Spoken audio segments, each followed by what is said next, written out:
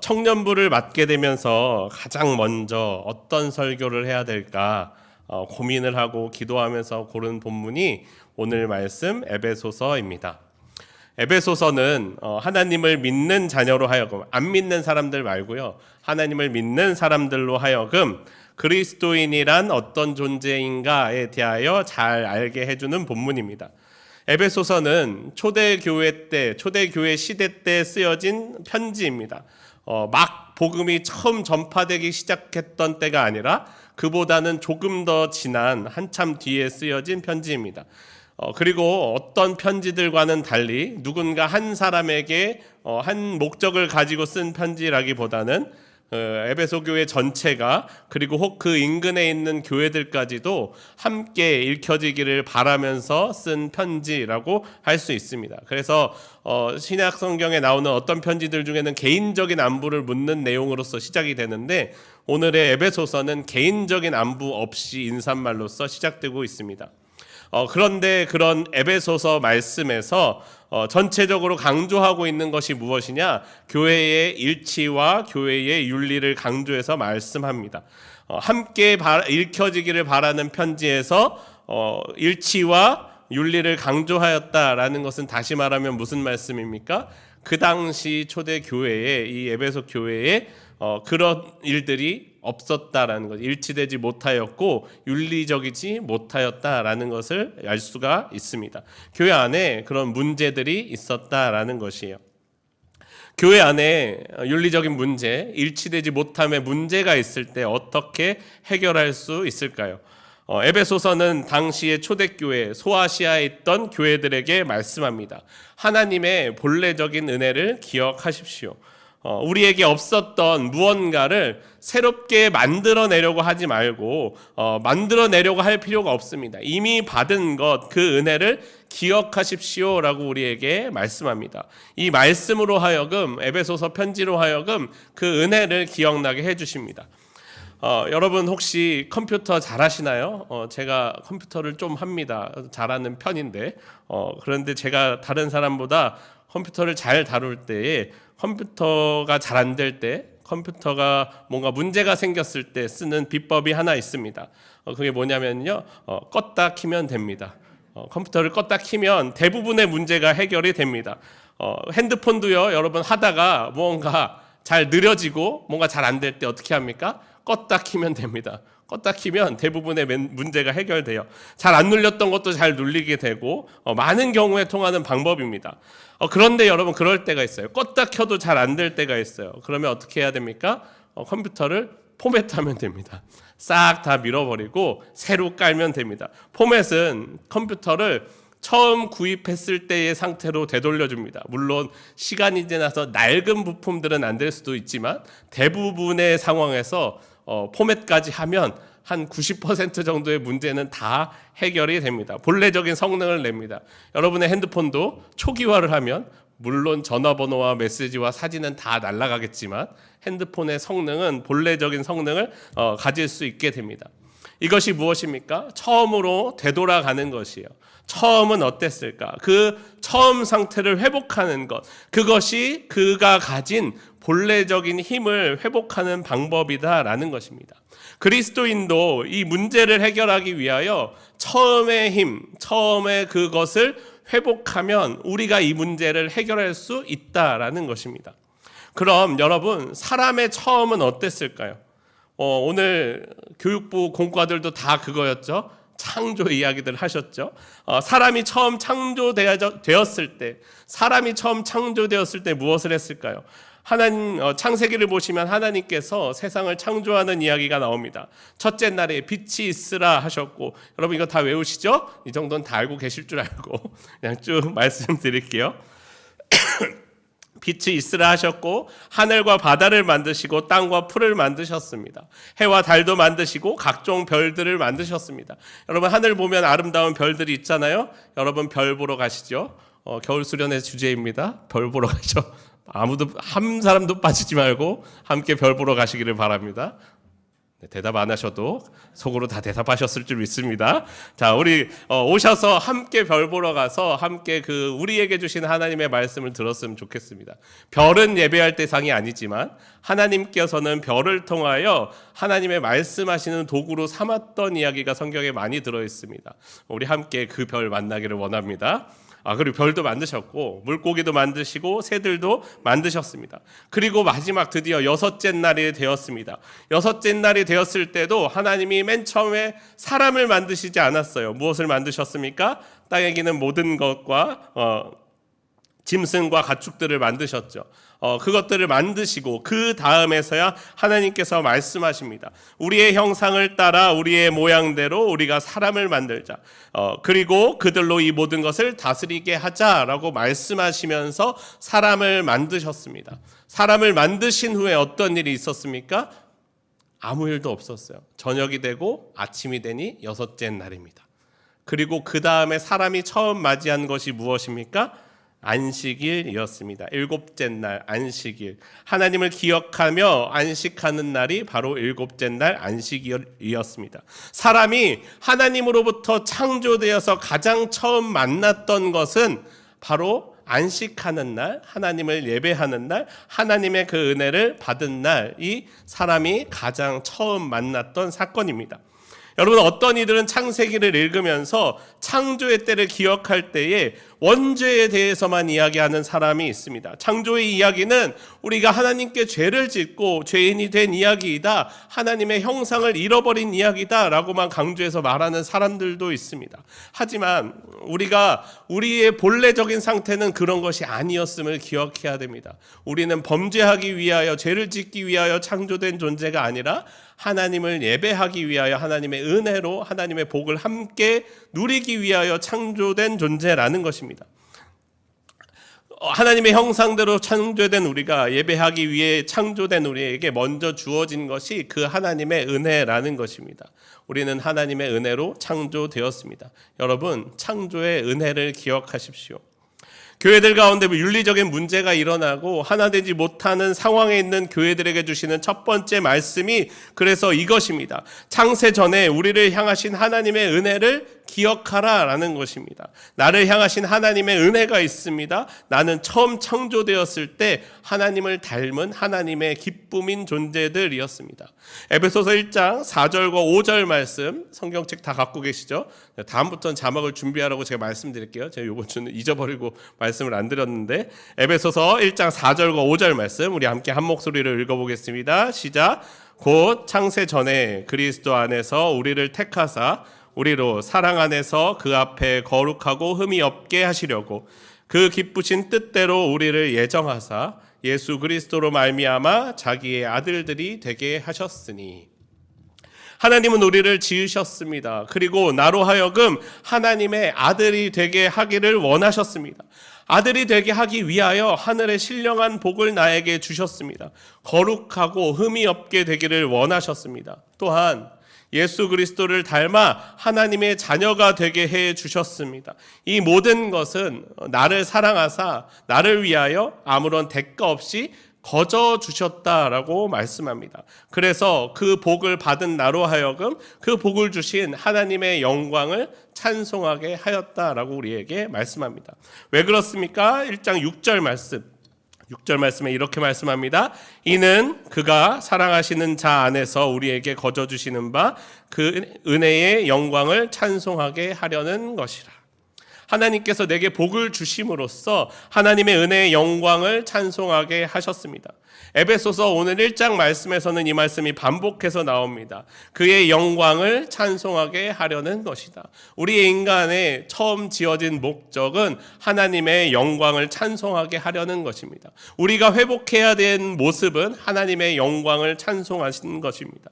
이것을 거듭 반복함으로써 하나님의 그 은혜를 함께 찬송하게 만들어줍니다. 이것이 하나님의 복을 받은 사람들, 그리스도인의 삶의 반응입니다. 우리는 함께 그 복을 받았기에 하나님께 영광을 돌리고 하나님께서 주신 그 복을 즐거워합니다. 여러분, 하나님을 알게 된 여러분에게는 내게 주신 하나님의 복이 있습니다. 복을 주사 하나님의 아들로 자녀로 삼아 주셨습니다. 내게 예수 그리스도를 보내주신 것도 예수 그리스도로 말미암아 복을 주사 하나님의 아들이 되게 하시기 위함입니다. 나에게 이 복이 온전하게 있을 때 하나님께서 주신 복, 그 예수 그리스도께서 내 안에 온전히 계실 때 나는 온전한 하나님의 자녀가 된다라는 것입니다. 여러분, 세상에 나가면요, 하나님의 은혜, 하나님의 복이 없는 사람들도 있습니다. 하나님을 아버지의 자리에서 밀어낸 사람들, 하나님의 복을 거부하는 사람들도 있습니다. 그들의 삶은 죄에 매여 있고 죄의 뜻을 따라 삶의 방향을 결정하고 그것에 따라서 움직입니다. 그런데 문제는 무엇입니까? 하나님의 공동체, 이 교회 안에서도 그런 사람들이 생겨나더라라는 것입니다. 그런 믿지 않는 사람들처럼 여전히 죄에 매여 있고 여전히 죄를 행하는 사람들의 모습이 있다는 거예요. 그리스도인이 아닌 사람, 하나님을 믿지 않는 사람에게서만 그런 모습이 나타나는 것이 아니라 하나님을 믿는 이미 그리스도인이다라고 이야기하는 하나님의 자녀여야 하는 사람들에게도 그런 죄악된 모습이 왜 나타나느냐라는 것이에요. 여러분, 물론 우리는 지금 그런 사람을 너무나도 많이 만났기 때문에 에이, 그럴 수도 있지 뭐, 사람이 다 그렇지 뭐 하고 넘어가겠지만, 사실은 여러분, 이것이 굉장히 이상한 모습이에요. 어떻게 하나님의 복을 받은 사람이 예수님을 마음에 품지 않을 수 있겠습니까? 어떻게 하나님의 은혜를 받고도 죄를 저지를 생각이 우리 가운데 나오냐라는 거예요. 어떻게 죄를 짓고도 용서를 구하지도 않고 당당하게 그렇지 않은 것처럼 살아갈 수 있느냐라는 것입니다. 범죄를 저지른 일을 정죄하자는 것이 아니에요. 손가락질하자는 것이 아니에요. 혹시 나는 하나님을 믿었고 나는 그리스도인인데 내가 그 사람들처럼 혹시나 범죄하게 되지는 않을까? 나도 그렇게 되지는 않을까? 어떻게 하면 그렇게 되지 않을 수 있을까를 두려워하며 준비하여야 된다라는 것입니다. 여러분, 우리가 이때 기억하십시오. 내가 하나님의 자녀인 것은 내 안에 하나님이 주신 복, 하나님의 복, 예수 그리스도께서 내 안에 계시기 때문에 나는 하나님의 자녀입니다. 그 예수님이 지금 내 안에 살아계셔야 우리는 하나님의 자녀요, 하나님의 그 능력으로 살아갈 수 있습니다. 여러분, 세계적인 기업 구글에서는요, 아주 대단한 복지의 혜택들이 있다고 합니다. 구글의 직원이 되기만 하면 고액의 연봉은 물론이고 외국어 교육도 지원하고 20일의 연차와 5년을 근무하면 한 달간의 유급 휴가를 주기도 합니다. 아침, 점심, 저녁 식사는 마음껏 먹을 수 있고 출퇴근은 자유롭게 근무 시간만 채우면 됩니다. 그리고 다양한 복지 시설들도 높은 퀄리티로 지원이 됩니다. 자기개발과 병원 치료, 자기개발을 위한 각종 지원금들도 지원이 됩니다.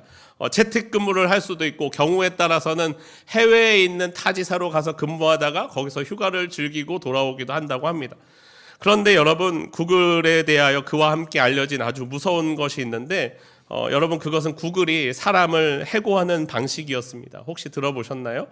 출근을 해서 출입증을 갖다 댔을 때 삑 하고 초록색 불이 뜨면 들어갈 수 있고 삑 했는데 삑 하고 빨간 불이 뜨면 들어가지 못한대요.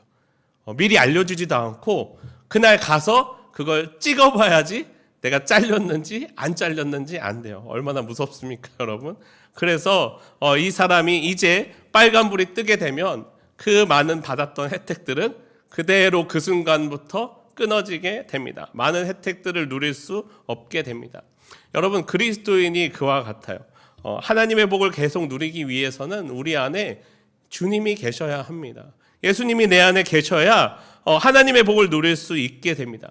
예수님을 믿었던 사람에게 복을 주는 것이 아니에요. 예수님이 마음에 한번 다녀간 사람에게 복을 주시는 것이 아니에요.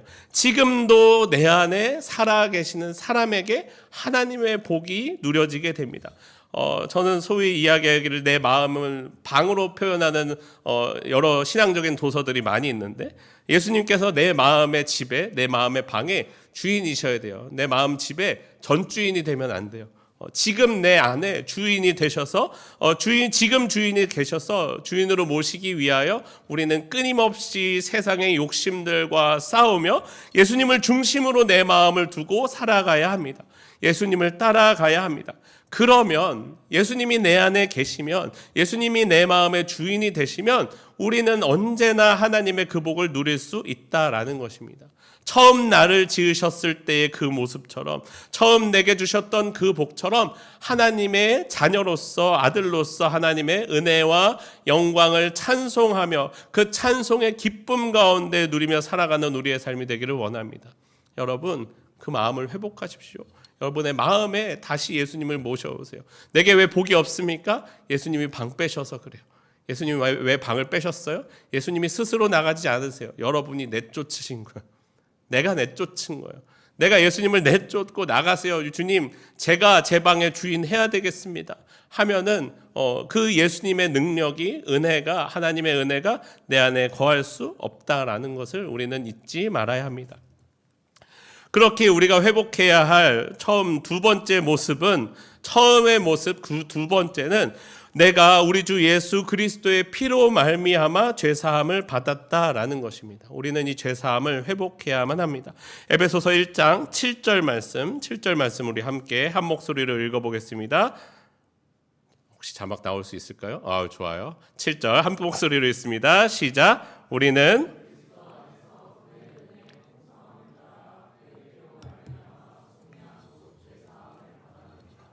아멘.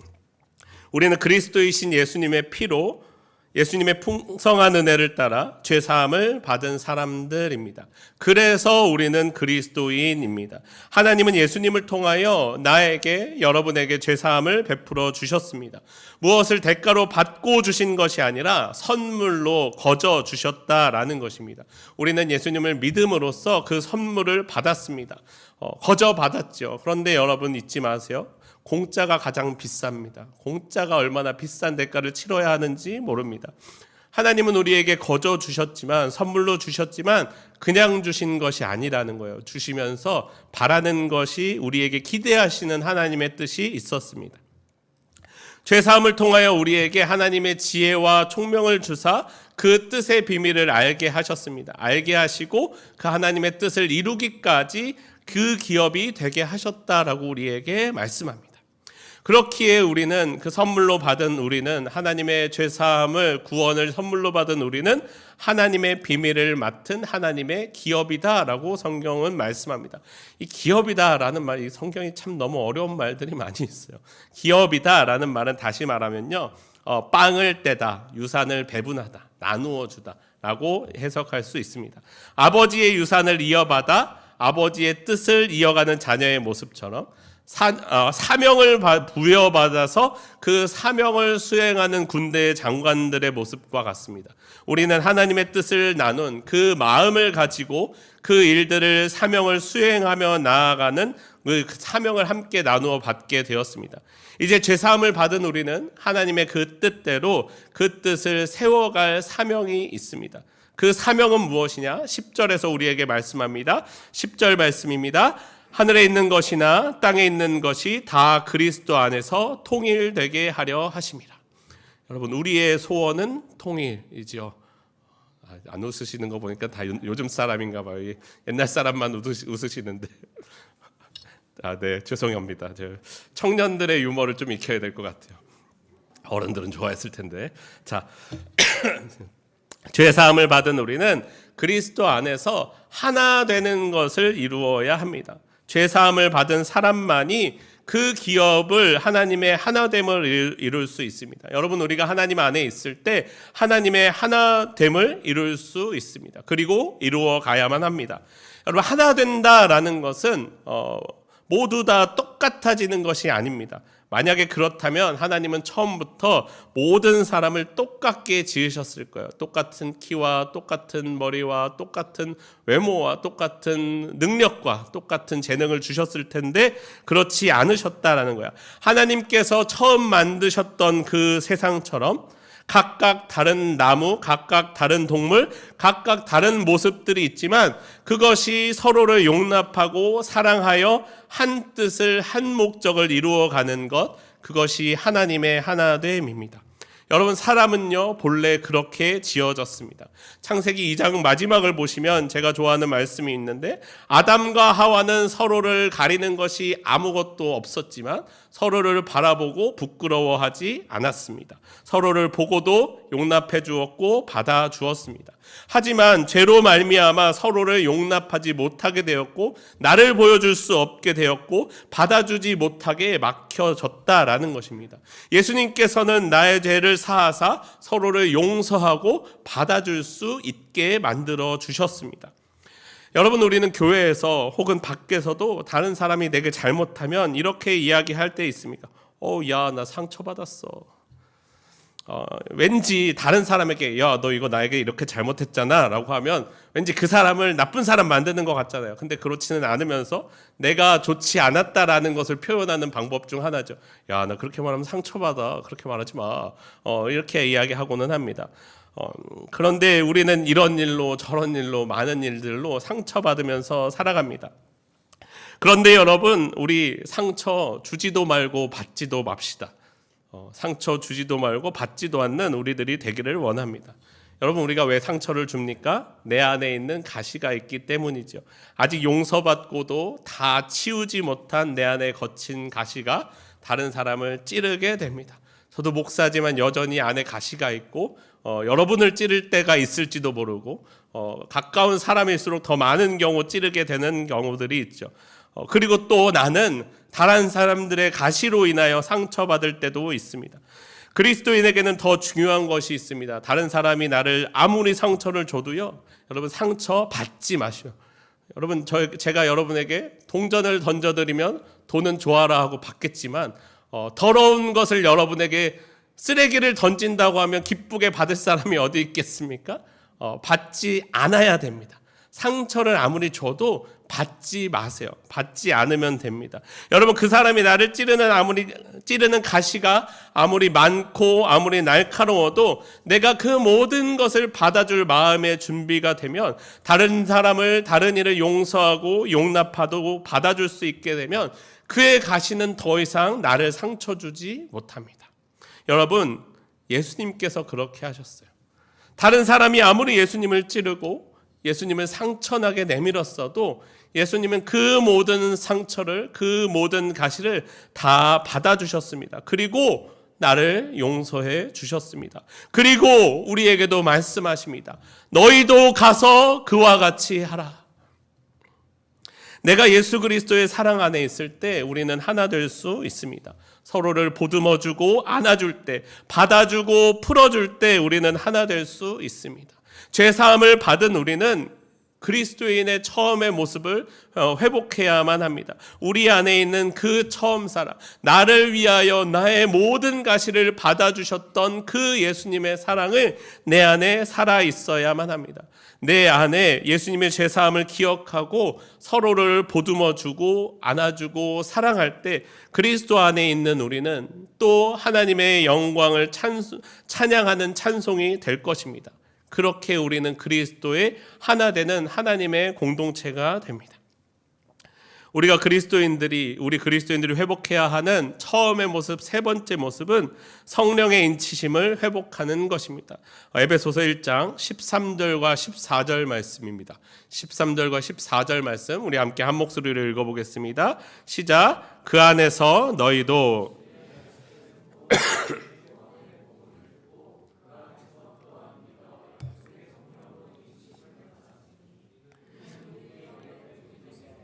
그 얻으신 것을 속량하시고 그의 영광을 찬송하게 하려 하심이라. 아멘. 초대교회가 언제 시작이 되었느냐? 여러분, 초대교회는요 성령 강림 사건으로부터 시작되었습니다. 제자들이 모여 기도할 때 성령이 불같이 임하였습니다. 여러분, 아까 광고에서도 말씀드렸지만 토요일 날 기도회가 있습니다. 나오셔서 함께 기도하시기를 바랍니다. 아멘. 감사합니다. 네. 다 대답하셨는데 제 소리가 너무 커서 안 들린 거죠? 그렇죠? 많이 나오셔서 기도하시기 바랍니다. 여러분, 우리가 기도할 때 하나님의 성령이 우리 가운데 임하십니다. 하나님의 성령이 우리 가운데 임하사 성령이 임할 때 우리가 변화된다라는 것이에요. 성령이 임할 때 우리에게 그런 능력이 나타난다라는 것입니다. 성령이 기준이었어요. 초대교회에서 말씀을 전하고 기도할 때에도 사람들 가운데 성령이 임하였습니다. 초대교회에서 이방인들을 받아들여야 할지 말아야 할지 결정할 때에도 기준은 성령이었습니다. 성령이 임하심을 보고 이방인들을 공동체에 받아들이게 되었습니다. 우리에게 베푸신 하나님의 은혜, 하나님의 선물인 성령을 기억해야만 됩니다. 내 안에 성령이 회복될 때 우린 그리스도인의 모습을 그리스도인으로서 살 수 있는 능력을 갖게 됩니다. 그런데 초대교회의 역사가 길어지면서 문제가 발생했습니다. 예수님이 오시지 않았다라는 것이에요. 하루 이틀은 내가 하나님의 뜻대로 열심히 살았습니다. 예수님의 말씀을 지키면서 살았어요. 열심히 살았는데, 말씀을 따라 살았는데 예수님이 오신다 하시고서 오시지 않은 게 일주일이 되고 한 달이 되고 1년이 되고 5년이 되고 10년이 되고 30년이 돼도 예수님이 오시지 않는 거예요. 예수님은 왜 언제 오시려나? 이게 우리의 마음이 그렇잖아요. 하루는 지킬 수 있어요. 일주일 지킬 수 있어요. 우리 작심삼일이라고 하는데 올해 결단한 것들 다 잘 지키고 계신가요? 일주일이 지났는데 일주일 동안 잘 지키고 계시죠? 일주일을 지킬 수 있어요. 한 달 뒤에 또 생각해 보세요. 내가 한 달 동안 잘 지켰나? 근데 한 달이 됐는데 1년이 됐는데 내가 그것을 잘 지키는가? 이것이 사람으로서 쉽지 않다라는 것이에요. 더 이상 내게 그리스도인으로서의 삶의 모습을, 마음을 지킬 능력이 없어지더라라는 거예요. 여러분, 오늘날에 우리도 그렇죠. 하나 넘어갔네요. 죄송해요. 그러니까 이렇게 마음을 못 지키게 되니까 교회가 어떻게 합니까? 제도화 된다라는 거예요. 이게 못하니까, 잘 못 지키니까 예배에 나오라고 출석 체크를 하기 시작해요. 교회에 나오세요. 출석 체크를 잘하기 위하여 구역을 나누기 시작해요. 너는 이쪽 속, 이쪽 그룹, 이렇게 해서 그룹을 나눠서 체크하기 시작해요. 그리스도인이 되기 위하여는 이러한 제도가 필요하겠다. 너는 교육을 이만큼 받아야지 이 다음 단계로 올라가고 이렇게 되고 하는 것들을 만들기 시작한다라는 것이에요. 처음에는 성령이 없이는 움직이지 못했던 교회가 성령이 없이도 움직이게 되었습니다. 여러분, 그렇게 교회는 유지될 수 있었지만 교회의 본래적인 힘과 능력을 잃어버리게 되었다라는 거예요. 각 교회가, 각 개인이 서로 자신만을 생각하게 되는 일들이 그 안에 벌어지게 되었다라는 것이에요. 오늘날 우리들도 그렇습니다. 여러분, 우리가 느끼기에 종말과 심판이 내일 올 것이다, 아니 1시간 있다 올지도 모른다라고 늘 생각하며 살아가시는 분이 있으십니까?